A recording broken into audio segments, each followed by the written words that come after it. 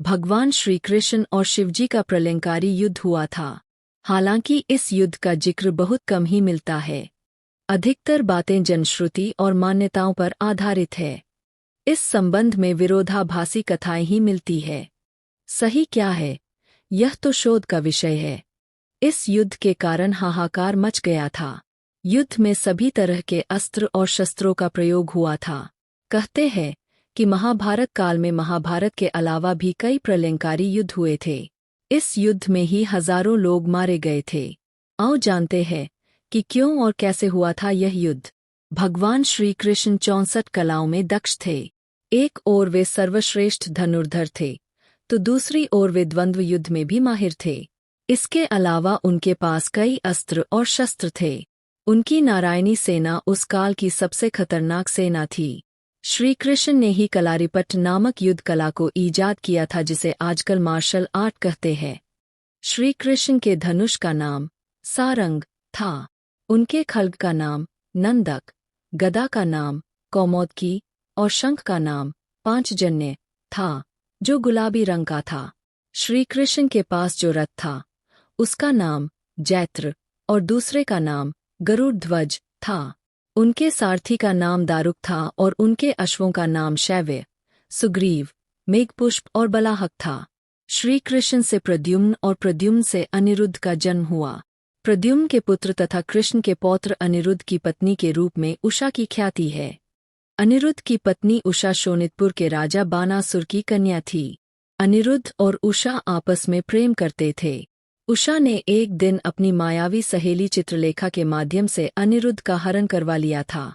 चित्रलेखा अनिरुद्ध को हरण करके जिस स्थान पर लेकर आई थी, वह ओखीमठ नामक स्थान केदारनाथ के पास था। कहते हैं कि यहाँ दोनों ने गंधर्व विवाह कर लिया था।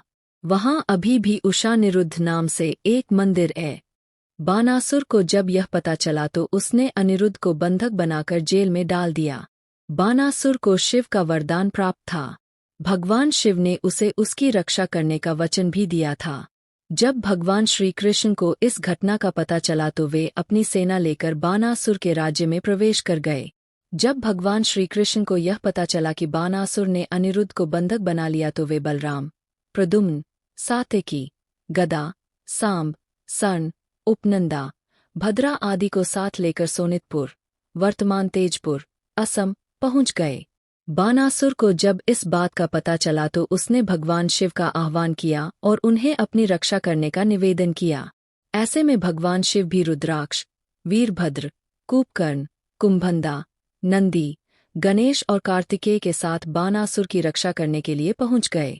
वहां बानासुर और शिव की सेना ने मिलकर भगवान श्री कृष्ण की सेना से भयानक युद्ध लड़ा। दोनों सेनाओं के बीच भयंकर युद्ध हुआ। श्री कृष्ण ने बानासुर के असंख्य सैनिकों को मार गिराया तो शिवजी ने भी कृष्ण की सेना का भारी नुकसान किया। बाद में शिवजी ने कृष्णजी पर कई अस्त्र शस्त्र चलाए, लेकिन उससे उनका कुछ नहीं बिगड़ा और कृष्णजी ने भी शिवजी पर कई अस्त्र शस्त्र चलाए, लेकिन वे सभी निष्फल हो गए। तब अंत में शिवजी ने भगवान कृष्ण पर पाशुपतास्त्र छोड़ दिया। इसके जवाब में श्री कृष्ण ने भी नारायणास्त्र छोड़ दिया। दोनों के अस्त्रों से भयंकर आग उत्पन्न हुई, लेकिन दोनों का कोई नुकसान नहीं हुआ। ऐसे में श्री कृष्ण ने शिवजी को सुलाने के लिए निद्रास्त्र छोड़ दिया। इससे धुंध छा गई और शिवजी सो गए। यह देख बानासुर की सेना में भय व्याप्त हो गया। उसकी सेना कमजोर हो गई।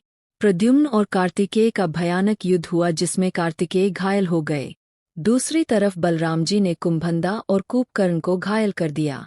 यह देख बानासुर अपने प्राण बचाकर भागने लगा। श्री कृष्ण उसके पीछे दौड़े और उसे पकड़ लिया और उन्होंने उसकी भुजाएं काटनी शुरू कर दी। युद्ध भूमि में यह दृश्य देख सभी ओर हाहाकार मचने लगा। जब बानासुर की सारी भुजाएं कट गई थीं और केवल 4 शेष रह गई थी, तब शिवजी नींद से जाग उठे और जब उन्होंने यह दृश्य देखा तो वे अति क्रोधित हुए। क्रोध में शिवजी ने अपना सबसे भयानक शस्त्र शिवज्वर अग्नि या माहेश्वर ज्वर चलाया, जिससे चारों ओर अग्नि फैल गई। हर तरफ भयानक जीवाणुओं के कारण ज्वर और बीमारियां फैलने लगीं। यह देख श्री कृष्ण को न चाहते हुए भी अपना आखिरी शस्त्र नारायण ज्वर शीत चलाना पड़ा। इसे वैष्णव ज्वर भी कहा जाता है। कहते हैं कि भगवान श्री कृष्ण के शस्त्र से ज्वर का तो नाश हो गया, किंतु अग्नि और शीत का जब बराबर मात्रा में विलय होता है तो संपूर्ण सृष्टि के प्राकृतिक वातावरण का नाश हो जाता है। सभी ओर हाहाकार मच गया। यह भयंकर दृश्य देखकर नारद मुनि सहित सभी देवी देवता, यक्ष, गंधर्व आदि ब्रह्मा जी से इस युद्ध को रोकने का निवेदन करते हैं, लेकिन ब्रह्मा जी इस युद्ध को रोकने में अपनी असमर्थता व्यक्त करते हैं। तब वे सभी मिलकर पराशक्ति देवी भगवती माँ दुर्गा की आराधना करते हैं। माँ दुर्गा प्रकट होकर दोनों पक्षों को शांत करती है। उस समय श्री कृष्ण कहते हैं कि माते, मैं तो बस अपने पौत्र अनिरुद्ध को स्वतंत्र कराना चाहता हूँ। तभी शिवजी कहते हैं कि मैं भी अपने भक्त की रक्षा करने के लिए प्रतिबद्ध हूँ। श्री कृष्ण कहते हैं कि मैं बानासुर का वध नहीं करता चाहता, क्योंकि मैं बानासुर के पूर्वज प्रहलाद को वरदान दिया था कि दैत्य वंश में उसके परिवार का कोई भी सदस्य मेरे अर्थात विष्णु के अवतार के हाथों नहीं मारा जाएगा। माँ भगवती की कृपा से श्री कृष्ण के ऐसे वचन सुनकर बानासुर को बहुत आत्मग्लानि होती है और वह क्षमा मांगकर कहता है कि मेरे ही कारण यह युद्ध हुआ, इसके लिए मैं बहुत दुखी हूँ। बाद में बानासुर उषा निरुद्ध का विवाह कर देता है। वैष्णव ग्रंथों में श्री कृष्ण तो शैव ग्रंथों में शिवजी की महिमा का वर्णन मिलता है।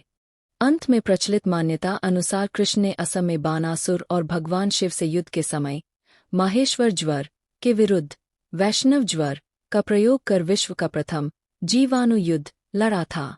हालांकि यह शोध का विषय हो सकता है। इस पर शोध किए जाने की आवश्यकता है कि आखिर क्या वे जैविक अस्त्र शस्त्र थे